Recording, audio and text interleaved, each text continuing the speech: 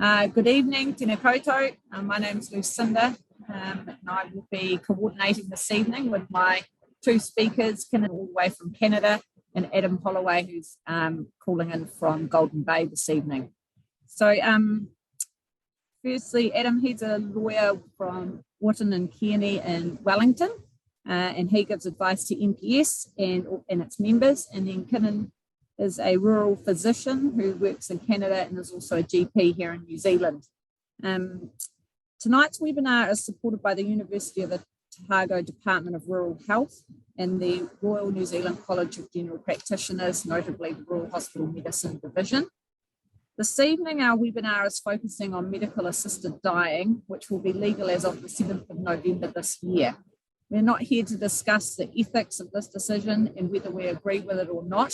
We are here to explore the medico-legal aspects and the practice of implementing medical assisted dying for our patients in rural New Zealand. Our session this evening is approximately 1 hour long and can be credited for 1 CME point. If you would like me to claim the point for you, at the end of the session, please complete the survey and put your medical council number there, and I can do that.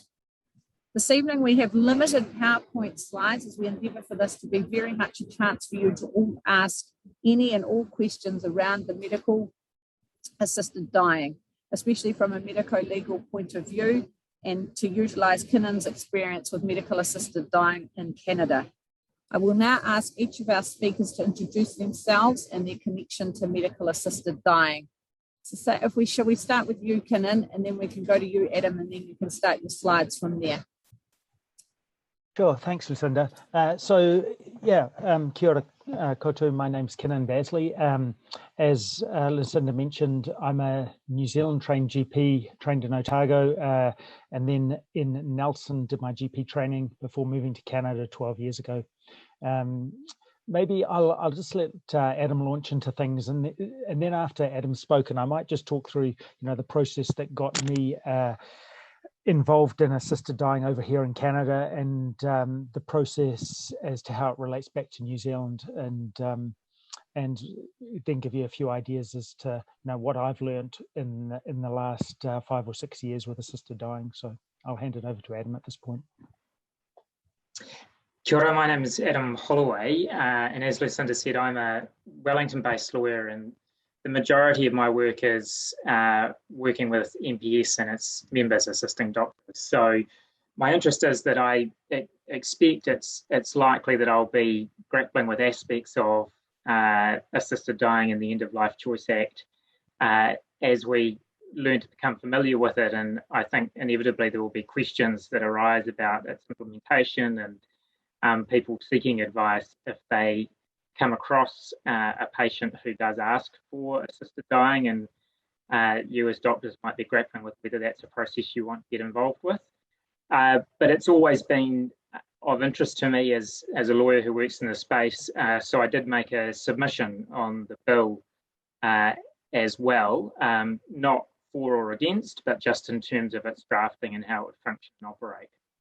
So what I'll do, I've got a couple of slides that will hopefully just provide a little bit of a framework for those who haven't had a chance to read through the piece of legislation, just to give you a feel for how it's shaped and how it will work.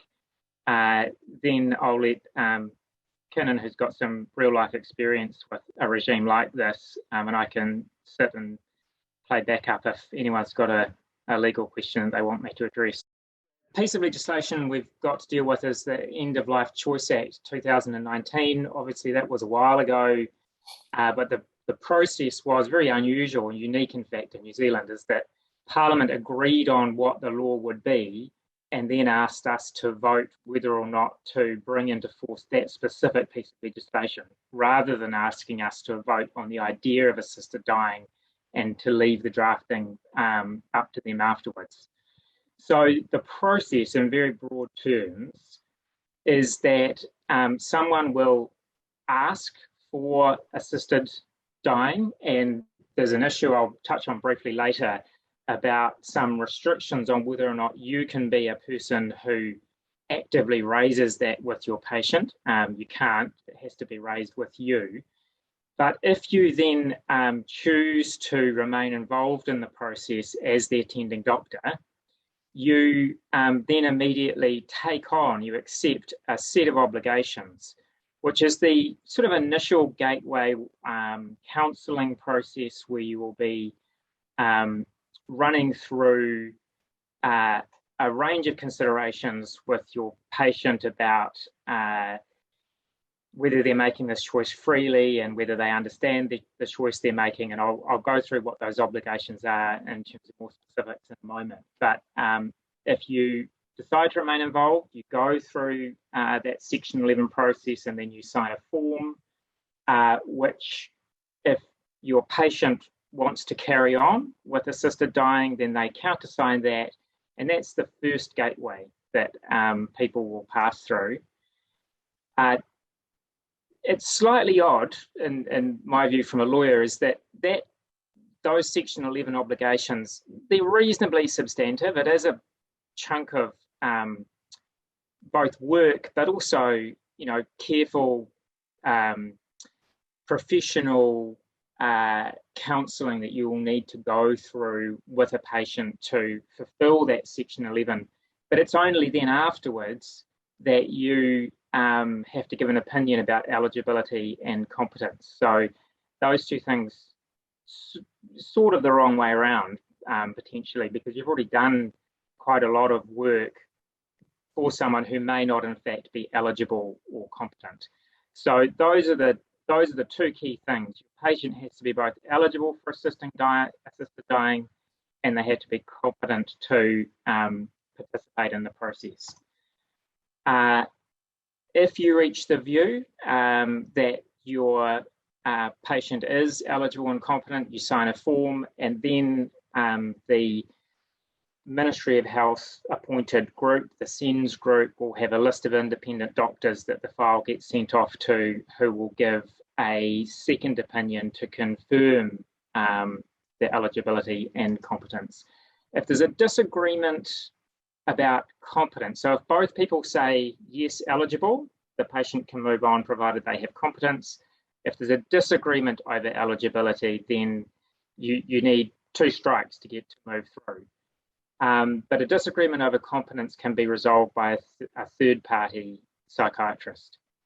So if competent, both doctors agree eligible, then you move the conversation forward to talk about a date and a time for when your patient may wish to complete the assisted dying.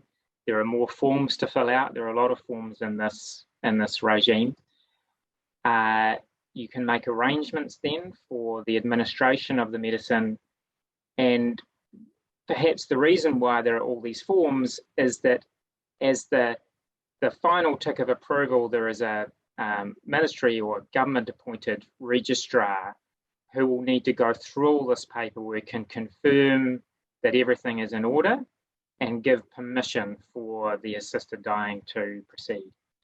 And then at the appointed time, if the attending doctor needs to administer the medicine and be available to the patient during the process of dying. It doesn't mean in the same room, but you have to have someone there immediately to be available if should something go wrong or not to plan.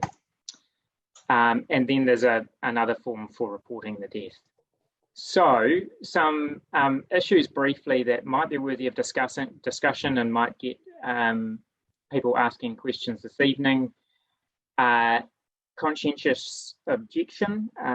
There is a provision in the Act that says you are entitled to be a conscientious objector. You don't have to participate in this, and nor do nurse practitioners or pharmacists or anyone else need to be involved if they don't wish to. And I guess that raises some issues of, particularly in a rural context, whether the service will be truly available. There's an issue about the initiation of discussion around assisted dying, that there are rules about not being the initiator of that discussion. Recognising, I think, as a practitioner, when a request has been validly made of you, there's no special formula of words. and I think Kynan might talk about this. It's about that balance between not initiating a discussion, but also being aware of and acute to how a patient might express to you that this is something they would actually like a discussion about. Obviously, there's assessing competence, assessing eligibility, making sure that you're able to complete those Section 11 obligations, and perhaps prosaically funding and just time. So going from the very first step to the end of an assisted dying process is actually a lot of work. And the ministry estimates, I understand, about 40 hours of work, which I guess is a week, and in a resource-constrained environment, that may or may not be something that's achievable for a rural practitioner to say, yes, I'm going to do this, and I'm able to put that much time aside. And there'll be provisions around how it's paid for. So conscientious objection, very quickly, as I said, health practitioners can conscientiously object. One thing when I was submitting on the bill that really struck me is that the way it's drafted, it seems very binary. You're either a conscientious objector or you have to participate in the process if your patient asks. I suspect, and from the conversations that I've heard at different conferences and things, that the ministry is likely to take a much more nuanced approach to whether you're in or you're out, that you don't need to have a moral objection to be permitted to say, look, this isn't something I'm going to say no to forever, but I don't want to do it now, or I don't feel that I'm appropriately resourced yet to do it. I don't feel like I've had enough training, or there's a part of this process I'm happy to do, but not another part. So I suspect the way it works in practice, but Kynan may have more to say about this, is that you don't have to do everything or nothing. You can do part of the process or wait a while until you make your own mind up about whether it's for you. Touched on this, being aware that you can't initiate the discussion. People may have questions around the scope of that prohibition under Section 10, and being aware when a request is made of you. And because once a request is made, if this is a process you want to be involved in, then you assume those duties under Section 11. Eligibility. So the people who are eligible to participate in assisted dying under the Act, they have to be 18, either a citizen or a permanent resident of New Zealand. They have to have a terminal illness likely to end the person's life within 6 months, which is obviously a difficult diagnostic and question, and getting a prognosis may be quite difficult. I suspect that will be interpreted as an objective test that you'll have to have some robust evidence for. The person has to be in an advanced state of irreversible decline in physical capability and experience unbearable suffering that can't be relieved in a manner that person considers tolerable, which I think will probably be quite a subjective test and probably the easiest part of the eligibility threshold to meet. And of course, they have to be competent. So competence is that your patient needs to be able to understand, retain, and use or weigh the information that they're given, and to communicate their decision about assisted dying. And I'm sure that the ministry will have training material that becomes sort of iteratively available over time about eligibility and competence. So one interesting nuance is that you can be competent under the assisted dying regime, but still be suffering from a mental disorder in some respects, and potentially even lack capacity, say, under the PPPR Act. So it's a different type of competence, and I think it still needs to shake down quite what that means. I mean, hopefully there won't be litigation,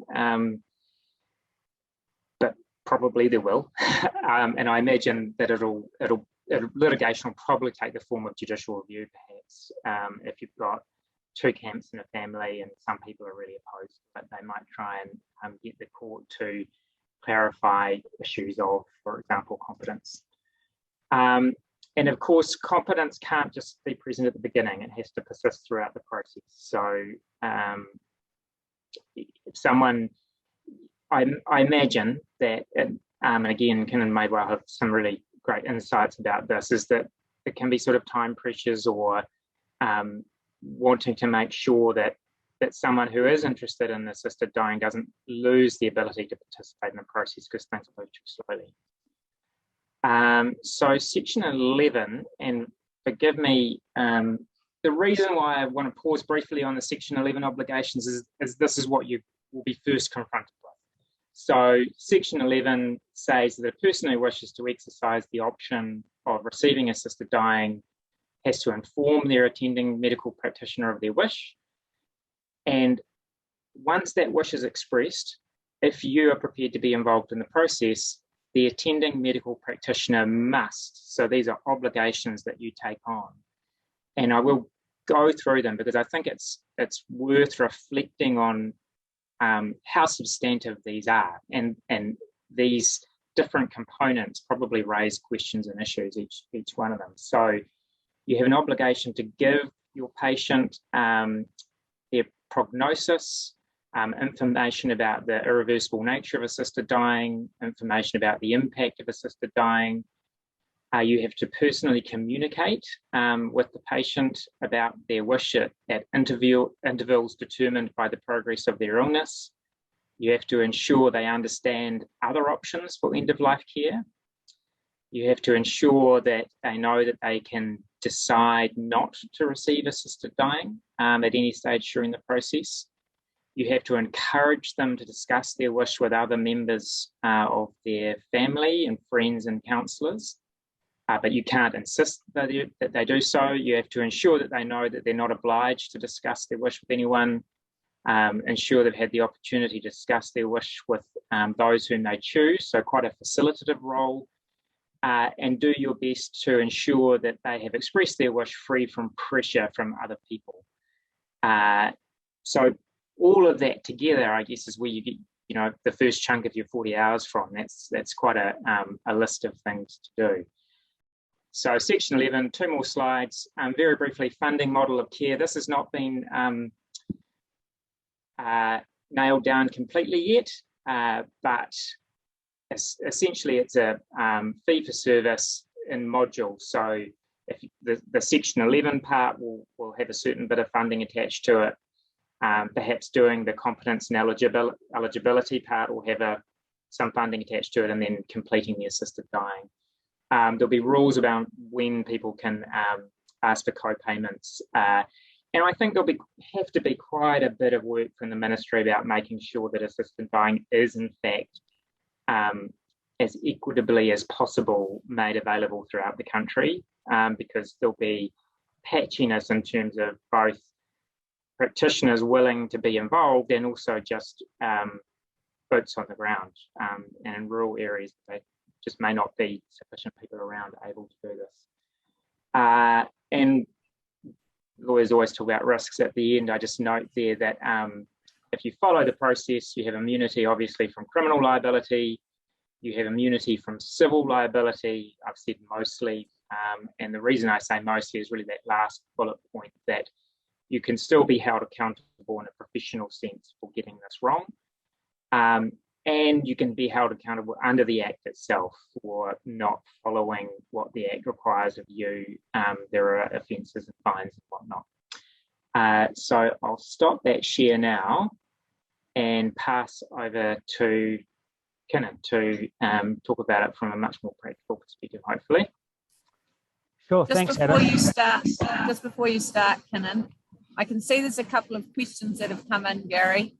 I just had a couple too. In terms of the specific wording around asking, and Kynan, you might have something on this too, because you said there's not a specific formulary of words they can use. Sometimes what people say may not be that clear, and then we kind of have to ask for clarification.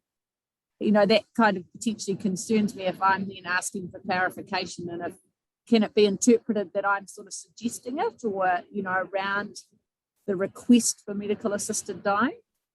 Yeah, and I think that is something which remains to be seen, to precisely where those boundaries lie in practice. In terms of the Act, the obligation is that a health practitioner who provides any health service to a person must not, in the course of providing that service, initiate any discussion with the person that, in substance, is about assisted dying under this Act, or make any suggestion to the person that, in substance, is a suggestion that the person exercise the option of receiving assisted dying under the Act.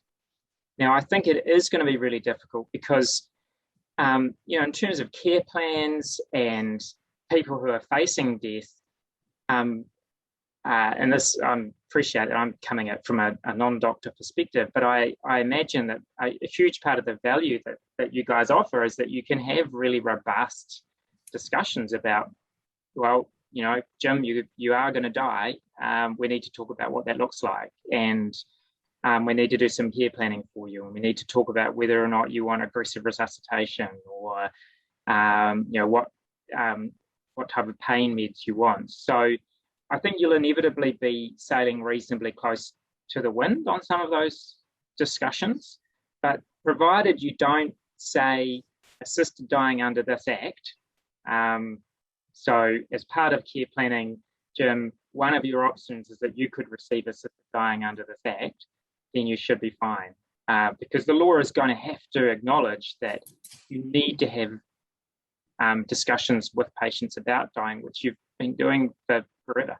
Maybe if I could just chip in there a little bit. Yeah, this is a difference between the law in Canada and New Zealand. And in Canada, there's no such restriction. And certainly as a doctor, I'm all the time giving people a menu of options.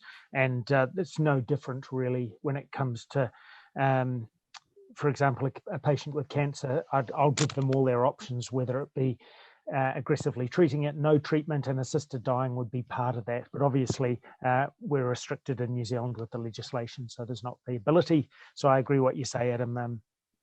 We'll wait and see how that's interpreted. But yeah, we'll see where that goes. Gary, over to you. Thanks, Lucinda. There's a couple of really good questions there, actually. I might start with the last one there from Steve, because it's quite relevant to what you're talking about at the moment. And Steve's saying, if someone asks, what are my options? Is that enough to say to them, you can choose to end your life? Is that enough of a lead in, Adam?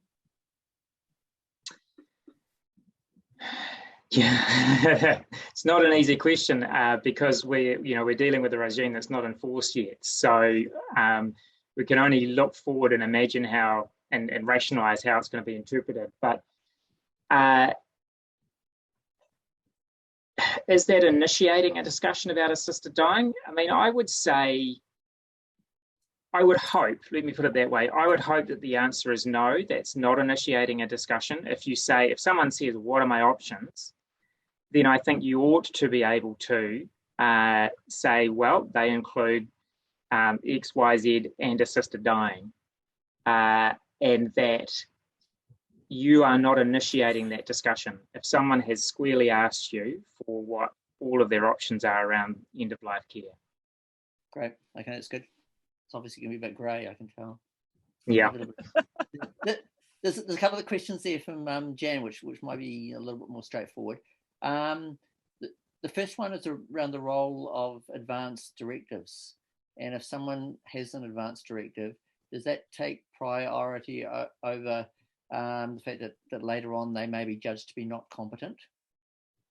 No. So the way the Act works is that you can't complete assisted dying by using an advanced directive. Someone needs to remain competent throughout, and so there's a provision in the Act that says essentially advanced directives don't play a role in the regime. Okay, yeah, that's helpful. And the first one from Jan was around something you may have already covered a little bit, and that's, you did say that you don't have to be involved at all, and you don't have to be involved in all of it.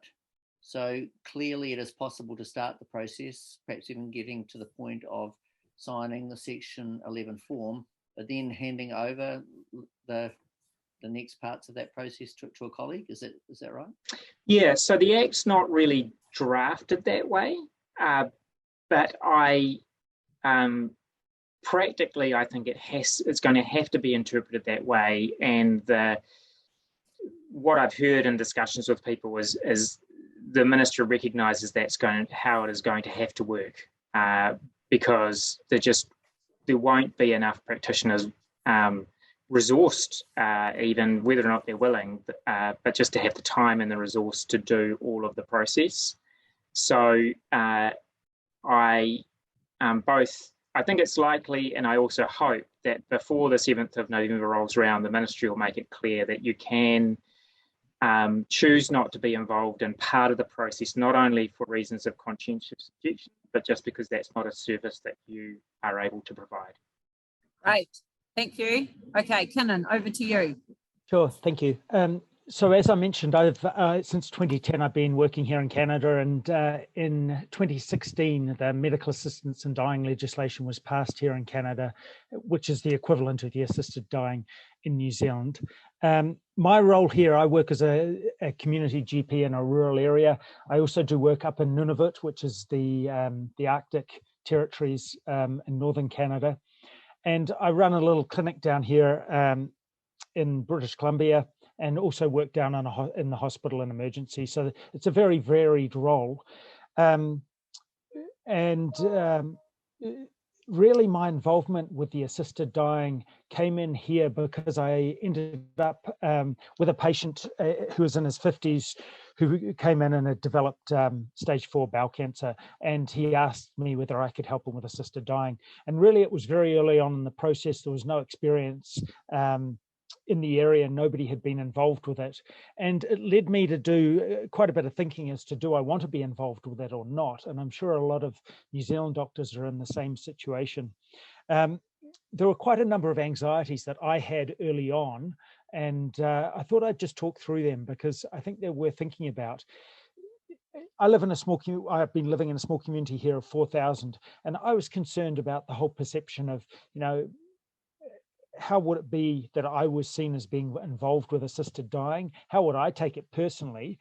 Was this going to change the whole perception of what I do and what I think is beneficial? How is my family going to cope with it? I've got young kids going to school. Was there going to be any impact on them? What were colleagues' reactions going to be? And what was the community reaction going to be? Because I've got a lot of patients in the community here. I know the community really well. That was the first thing. The next big concern was, what if it failed? So if we were giving assisted dying to somebody and for some reason the IV line became interstitial, the nightmare scenario, and I must admit I had nightmares about this prior to my first provision, was that it didn't work and you ended up with somebody who is heavily sedated but didn't die after the provision of it. Thankfully, that's never happened to me, and it's exceedingly rare. There was the concern about, what if I got the process wrong? Because the difference between New Zealand and Canada is it is covered by the Crimes Act here, and potentially you're putting yourself in the line of up to 5 years imprisonment. Thankfully, that hasn't happened. And I must say, I work very conservatively on this and make sure that I don't want to spend 5 years behind bars away from my family, and that's not going to happen. I know that. The final point was just trying to match my morals and belief with my work. And something I'll just come back to on what Adam said there about being a conscientious objector. I think you can pick and choose on this. If you want to be involved, you can be involved. If you decide you're not comfortable with a certain aspect of it, you should have the ability to step out of that. The example I've got here is the legislation's changed last year, which the criteria are pretty much the same between Canada and New Zealand. The only difference is there's no six-month expected life expectancy. Instead, it was reasonably foreseeable death. Now that's been taken out. And to me, I was comfortable being involved in this process as long as the patient is in the dying process. So basically that's been removed, meaning that you could have somebody who's suffering but not in the dying process, and they'd still be eligible now in Canada. Personally, I struggled with that, and therefore I would pick and choose my cases in that some people were not in the dying process and I elected not to be involved with them. The vast majority did have a progressive cancer and were in their dying process, and I felt it quite appropriate. The other moral aspect to it was that I didn't feel comfortable. Once the legislation was passed, I no longer felt comfortable sitting, watching, waiting while a patient died in pain. Now, I acknowledge that palliative care does a fantastic job, and the services they provide prevent enormous amount of suffering for both patients and their whānau. And I think in 95% of the cases, that works great. And my experience is there were some people who are dying suffering despite all the services being provided. And with the new legislation that came in for assisted dying, I felt I couldn't comfortably sit and watch that go on when there was another option, which there was at that time. So that's what got me involved. The process, as I don't need to go into the Canadian process, very similar though. Interestingly, the timing is quite different. And I know 40 hours has been bandied around, and you talked about that, Adam. It's a lot less here. And I'm still waiting to get in my head a clear picture of how long I actually think it will take in New Zealand. I suspect it'll be less than 40 hours, to be honest. Normally the process here would be that I'd receive a request for assisted dying from a patient. I would organise normally a 1-hour appointment with them, either in their home or in the clinic, and I'd do normally a home visit. I'd sit down, I'd go through all the criteria with them. I would go through the counselling aspects with them around other treatment options that were available, what supports were available, what benefits palliative care may or may not provide them, and talk to them about what their values were. I would normally do that with family members and then ask the family members to go out so I could speak with the patient alone. And that's where I touched on the coercion element and tried to really clarify whether there was any pressure or there was anyone who was going to gain by this person's death.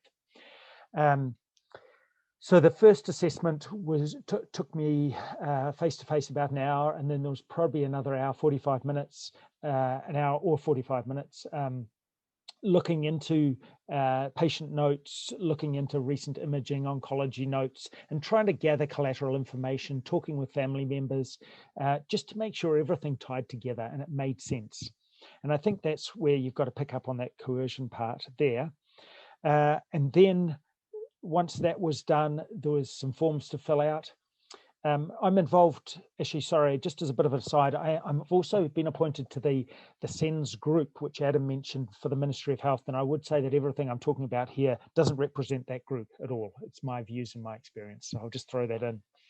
But I am working, I've got a meeting in a couple of days looking at these forms, and on behalf of the doctors, I'm trying to minimize forms. I really think if we have too many forms, it's going to be a barrier to physician or doctor involvement in this. Let's try and have some forms that work and are functional and guide us through the process and provide the information that's required.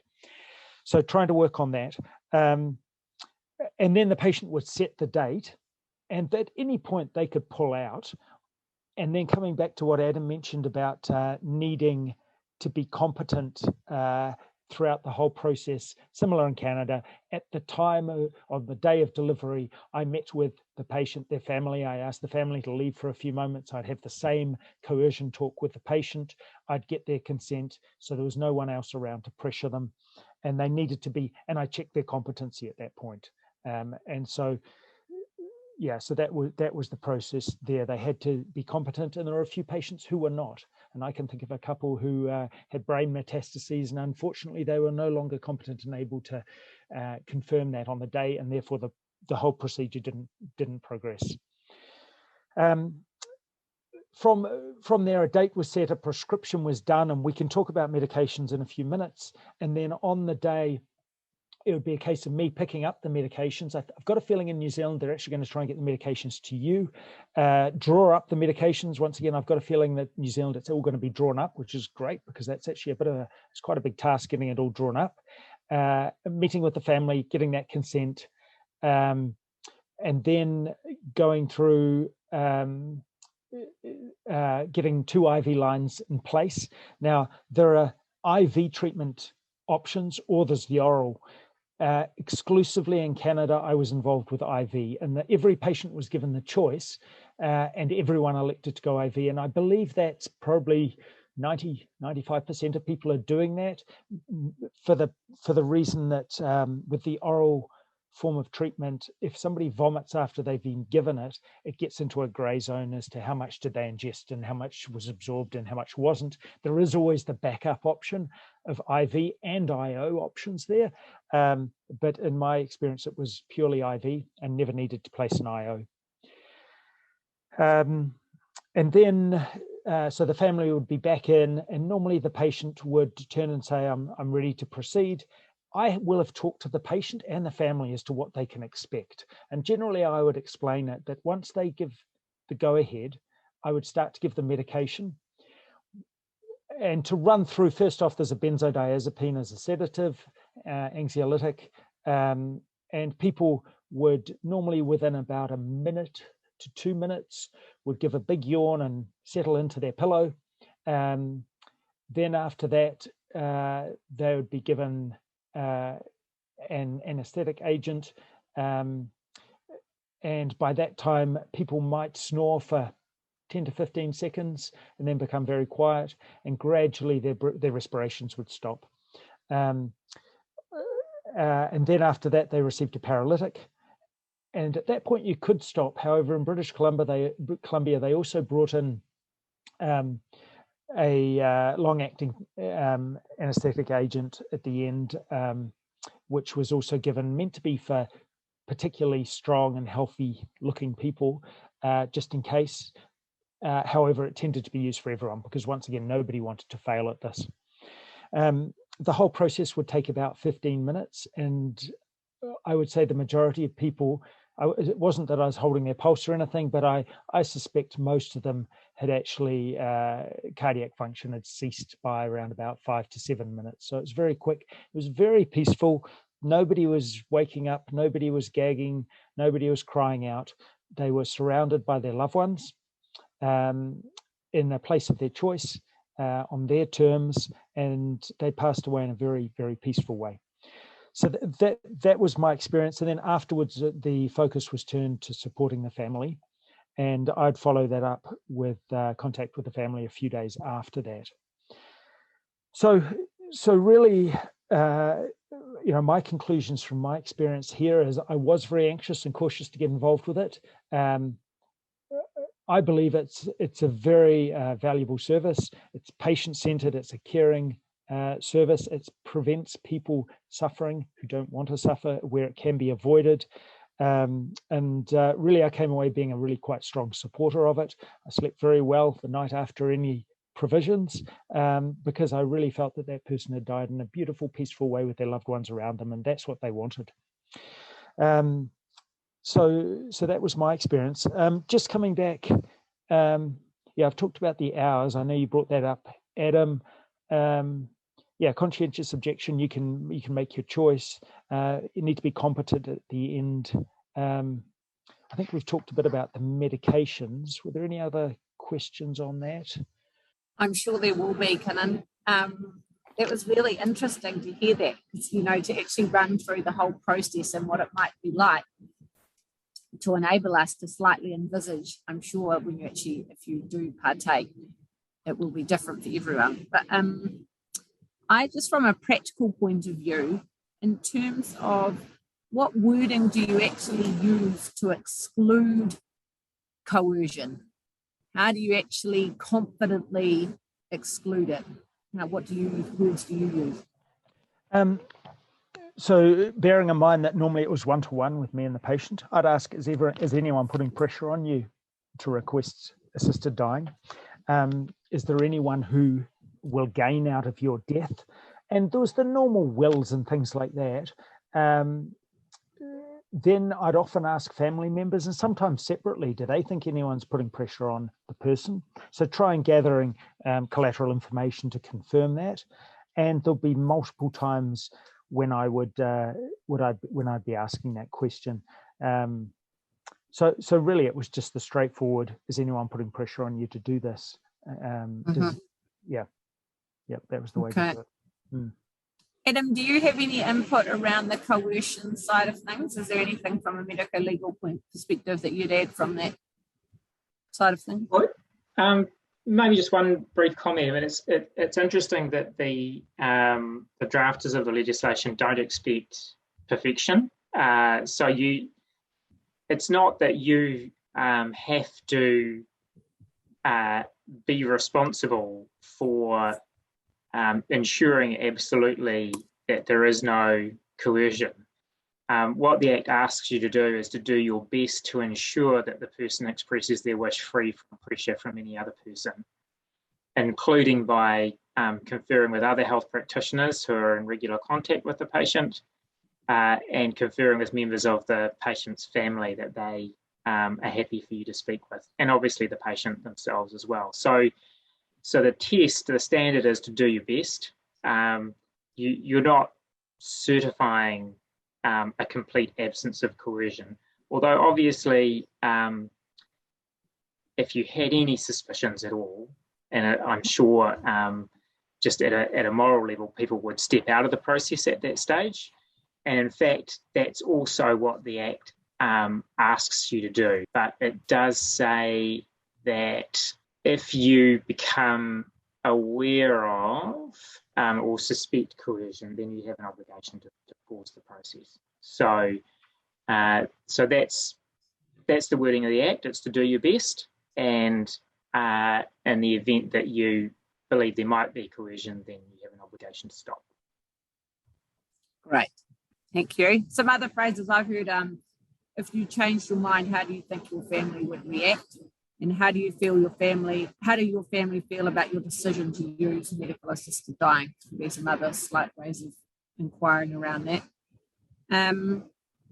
There are some questions around the medicines. I'm certainly interested to know around the medicines in New Zealand, Kynan. So you've mentioned 4, I think, in the process. So could you just run through in a wee bit more detail on those? Yeah. So for a start, it's not all confirmed yet. So it's still a little vague. Also, the ministry is reluctant to try and publish it too much and make it too well known which medications they are. Now, I know we're speaking to a group of doctors here, but because it's all vague, it's a little hard to nail it right down. Interestingly, if people Google search assisted dying medications, you'll see a resource. In fact, I was going to bring it up in a few minutes, called CAMAP, which is the Canadian Association of Medical Assistance in Dying. And they've got a number of reports on their website, public access, which goes through every medication that's used in every jurisdiction that assisted dying is available in the world with the doses, and you can look them all up there. So certainly in Canada here, really it starts with midazolam, flush, a little bit of lignocaine, flush, no flush, then propofol, rocuronium, and then bupivacaine, and they run through in that order. And they're enormous doses, so we're talking sort of 10 times toxic dose on all of these. So unless you're interstitial with your IV, these are very heavy doses. They're going to do the job. I have heard of one case of it going interstitial, and normally the practice is to have 2 IV lines placed just in case that's the case. And also normally there's a backup kit. So there's all those doses plus another backup kit that could all be drawn up at the time if required. Do you think, I'm assuming by November though, that will be formalised, like there will be quite Absolutely. Specific? Yeah. Okay. Yes, I think there'll be a pre-printed prescription to use, so it won't be individual doctors having to select the medications. There'll be the protocol and just requires a signature. I mean, the one thing I would say, and I haven't touched on this, and that is that, I really believe that this person's death is actually a really special part to their life, and it doesn't need to be excessively medicalized. It's a special time for them. It's a special time for their family. And I've always really put a lot of emphasis on trying not to be in the limelight here. So setting up the room, trying to have a seat slightly behind the bed in one corner, trying to set out all these syringes so that they're not all on display for the whole room, and often I'd bring a sheet and have them lined up underneath the sheet, having a quiet bag to drop the syringes into afterwards rather than them dropping into a paper bag, which makes a great noise and everyone thinks, oh, there's another syringe down. Putting big extension kits attached to the IVs so that they can run fairly subtly through pajamas and things under pillows, so it's not hugely obvious, and trying to sit in the background of this and let this be a family event. That was certainly my focus, and there's lots of ways that can be done, that you can do that. And look, some of them were real celebrations. I showed up to one and there was a woman, and I could hear her house, 2 blocks away, and there was loud Latino jazz music blasting out. And as I arrived, there's crowds of all her friends there celebrating. And we went through the whole process, and all her friends were there, and everyone was drinking cocktails afterwards. It was a celebration of her life, and that's what she wanted. They're not all like that, obviously, but yeah, it's on the patient's terms as to how they want to do it. No, well, I sometimes think, we often have a funeral after someone dies and celebrate after they've gone, and they don't get to join the party. So in a way, it can be quite a nice way to do it if you want to see the positives of it. Yeah. Gary, should we go to you for some questions? Yeah, there's a couple there, Lucinda. And the first one's probably a pretty practical one around the availability of specific training. It looks like there is going to be some specific training available from the ministry. Yeah, that's right. Actually, there's a forum that's going to be run at the end of September in Wellington for doctors who are interested. I'm not sure if they're still taking expressions of interest for that. I can direct you. So if you go to this this website here, so if you just go Ministry of Health, End of Life Choices, and this is really the hub of information at the moment. It's got a whole lot of information under implementation resources. So if people are interested, this is where I would direct you. There's information for the public there. There's information for health professionals there, and there's going to be more of these coming out. There's talking about funding for it, and then even more information for providers. Learning for health professionals. So that's the bit there, Gary, that you're mentioning, overview of the learning modules. So they're putting out learning modules. There's also a bit, if we scroll down a bit further here, this is the forum. So the registration details for health professionals. So I'd encourage people to have a look at that website. Adam, there's probably a question there for you. So you do find yourself in the situation where you suspect coercion. Then what do you do then? Presumably you have to in some way notify some authority? Yeah. Yep, that's right. So Section 24 of the Act provides that if you suspect on reasonable grounds the person is not expressing their wish free from pressure, then you have to do a series of things. Firstly, you've got to take no further action under the Act in terms of progressing the process. You have to tell your patient that you're taking no further action because of the suspicion of pressure, and then there's a form you need to fill out that will report back to the registrar. So there'll be a essentially held record that you as an attending practitioner have formally reported a suspicion of pressure. And I'm guessing here, but Kynan may have been involved in these discussions about how the SENS group and the registrar are going to work. But I imagine if someone was then to go to another practitioner and try and run through the process again, it would come to the registrar's attention that there had been a previous report of suspected pressure. There's also a question about roles of different professional groups. So are there some things that specifically have to be performed by a medical practitioner? It sounds like there's some parts of it that a nurse practitioner can undertake. Is there parts of it a pharmacist can do? Yeah, so the role of attending medical practitioner has to be a doctor, and the initial attending medical practitioner who has those Section 11 obligations really can be any doctor. I mean, I imagine that it's highly unlikely that a very junior doctor will want to be involved in this, but the standard is just that you have a practicing certificate. The second person who comes in to confirm eligibility and competence has to have had a practicing certificate, I think, for 5 years. Kynan, you might have the detail more at your fingertips, but it's a more senior role. In terms of other health professionals, so it can be a nurse practitioner who administers the medication and who has that practical role at the end. But the forms and the process of getting the patient along the journey to the point where the registrar says that this instance of assisted dying can proceed, that requires a medical practitioner to be involved, well, a minimum of 2. Kynan, just going back to Kynan, there was at the beginning you sort of raised some issues around living in a small community and some anxieties associated with that. Can you talk through how that went in the end and whether or not you felt that it did alter your role in that community? It went really well in the end. So one of the patients that I early on provided assisted dying to, she was a big leader in the community. She was well known by everyone.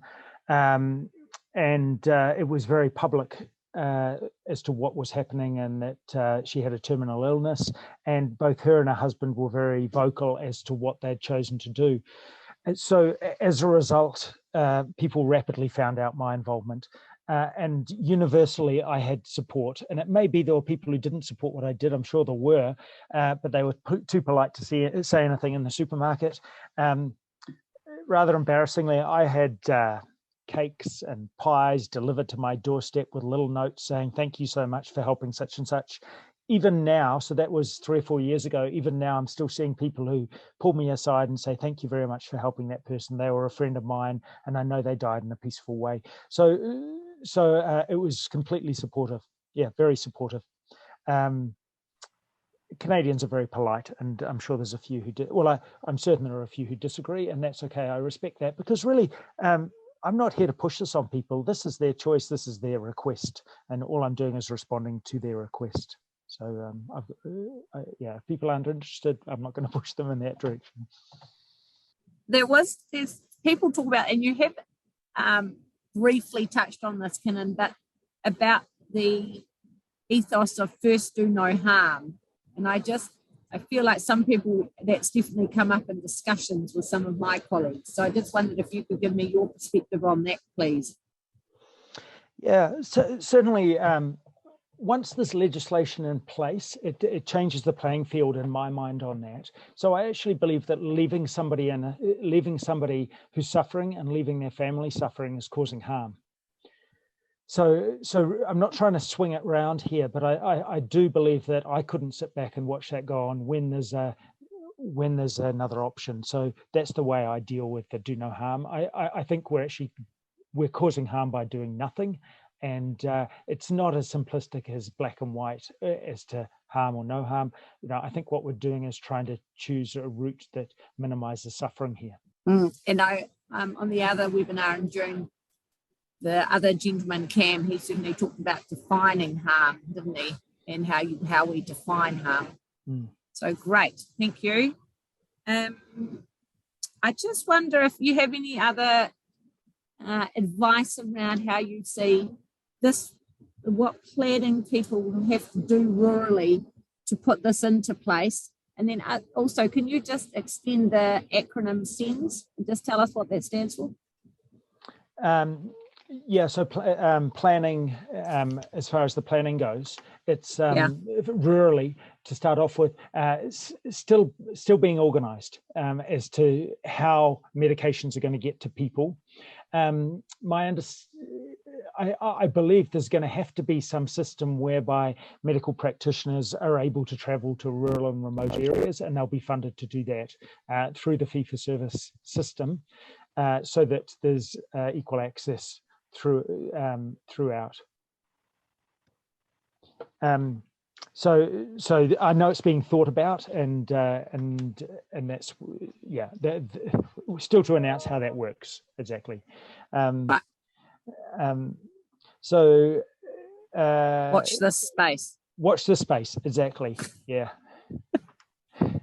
When do you think? Do you think the government's going to be putting it out? I mean, obviously, it's got to be before the 7th of November.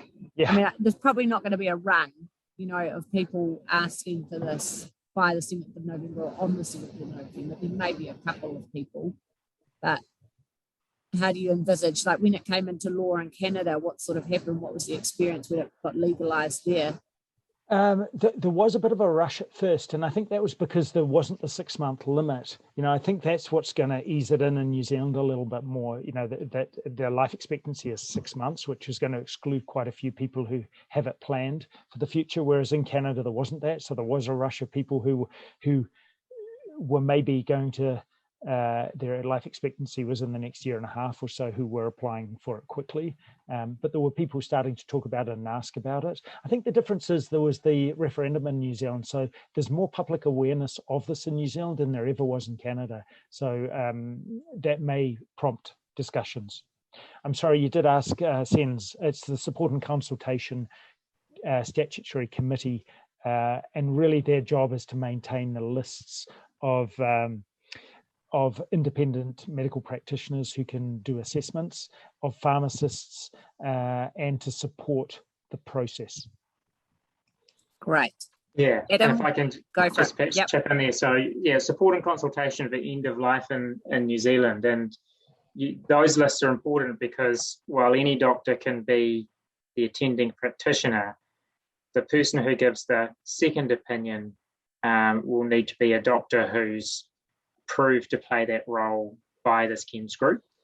And then there is there's the SCENS group, there's the registrar, whose job it is to make sure the forms are filled out and give that final approval.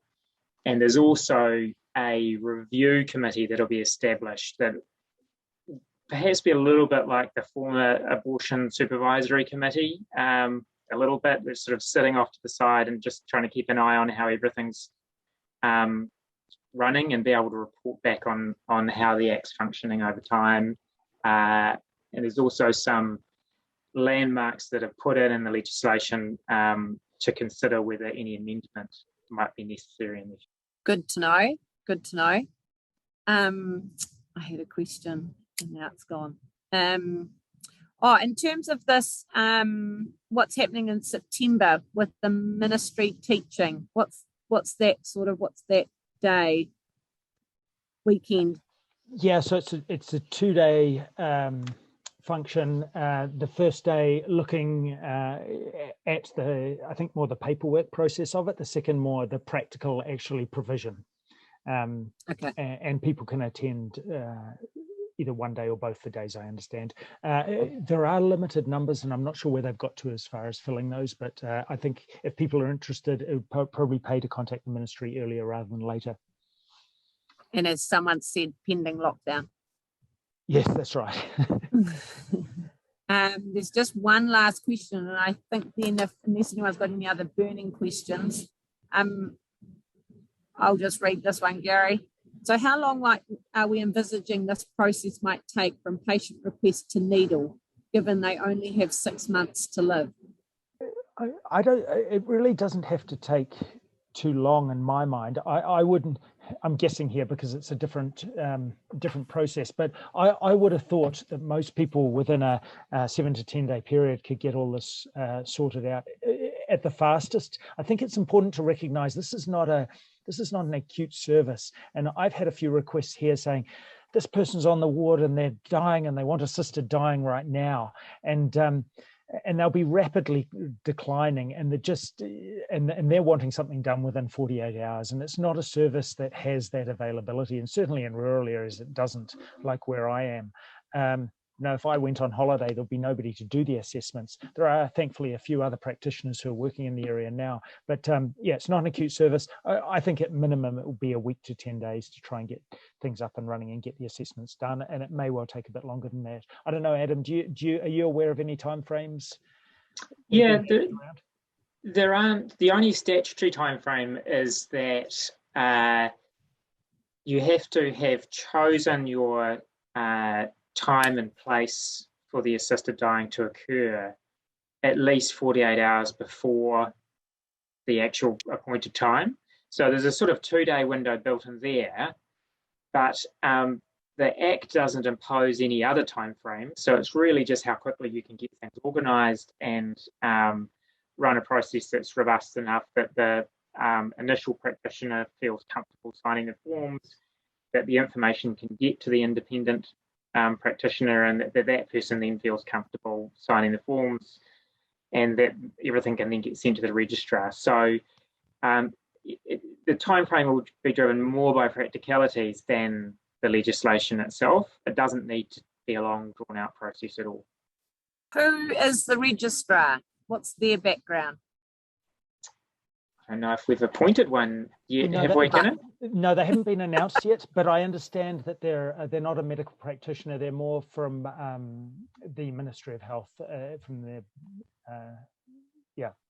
more an administrator from the Ministry of Health. Yeah, so the only statutory requirement is that they are an employee of the ministry. Right. Okay. And I think we've got. Sorry, I was just going to chip in there. I actually think I strongly support this idea of there being a registrar. It's something that doesn't exist in other jurisdictions, and it's going to ensure consistency because they're the final stamp of approval. There's big variability in how the borderline cases are interpreted, and you may find one doctor saying yes and another saying no. I think it's great there is a body that provides independent consistency in this. Yeah, I think I agree, and also the review committee will play a role in that too, because they will, as part of their job, get the post-death reports and have to consider those, report back to the registrar on whether they think that the process was as good as it should have been, or whether there were any things that could have been done better. So between the registrar and the review committee, it'll drive consistency and hopefully ensuring everything's best practice. Do you have to in Canada, Kynan, do the post-death reports? Yeah, interesting, because there's no body to give a stamp before it goes ahead. Everything's done. All the reports are done beforehand, and then submitted to an oversight body that looks at them. And I've had a few of them call me up, and initially when you get the call, you're like, oh my goodness, what have I done wrong here? But really it's, I forgot to tick a box. It was very minor. That's all they were interested in, really. And then they were collecting data. I think if there was something glaringly obvious, that it would be investigated, but they took a very quality service development approach. And I know for some colleagues, they gave them recommendations on, this, maybe document this a little better so we can understand your thinking as to how you came up with a decision. It was a bit too brief, that kind of thing. So it was nothing to be concerned about. It was all about improving the quality of the service. I'm going to assume that our setting up of our service here is going to take all of that information on board from other jurisdictions around the world, so that all that information can be passed on to our clinicians providing the service here in New Zealand. I think so. Yeah. Okay. Gary, do you think we've covered that question of Brendan's? Yeah, probably have. I think we should give Kynan just one last chance to talk about it briefly. And there's some pretty remote parts of Canada, like Nunavut. How's it panned out for those communities? How's it worked for those very remote communities with very small health services? So those communities are generally fly-in communities made up of Inuit people, Inuit populations, 95, 98%, who there's been very little take-up of assisted dying, uncertain as to whether that's because of cultural differences and it's not part of their culture or accepted in the culture, versus educational level of understanding that that is a possibility. But there is the establishment of the services where doctors can fly in to do the assessments, and and then do the provisions as well. And then with COVID, some of the assessments now don't need to be face-to-face. They can be done via Zoom or whatever. Yeah. So the provisions are there, but not a lot of uptake, from what I can understand in the very rural areas. Yeah.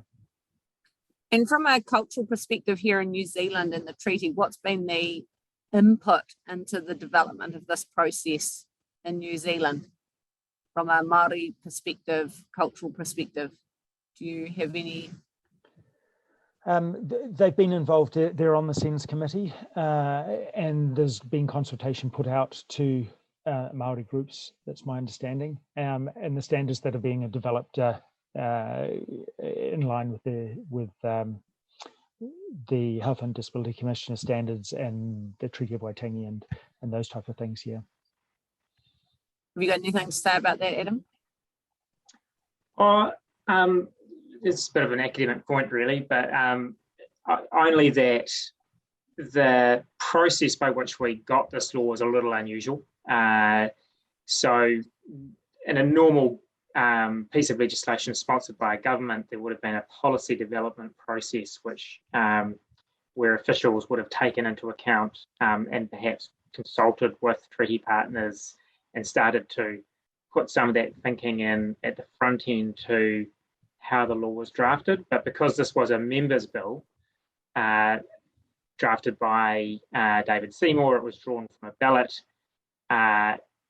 It then went through the process as a members' bill, and it was amended in the Committee of the Whole House. So it was quite a different way, really, of developing and coming up with what some would regard as a really significant piece of cultural legislation in terms of changing the medico-legal landscape in New Zealand. Where you compare that to, I don't know, the HDC Act, which would have been developed post the Cartwright report by government with the input of officials and all of that normal policy development work. Whereas here we had a members' bill presented and debated.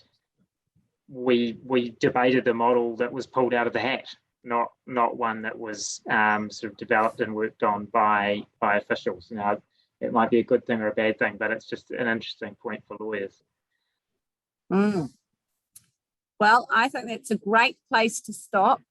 And I've thoroughly enjoyed this evening talking to you, and your expertise and knowledge has clearly been very evident this evening. And very, very grateful for your time and for being up late, Kynan. And I know you're both very busy and got a lot of other stuff to do, so I really appreciate it, as I'm sure do all of our rural health team that are here this evening.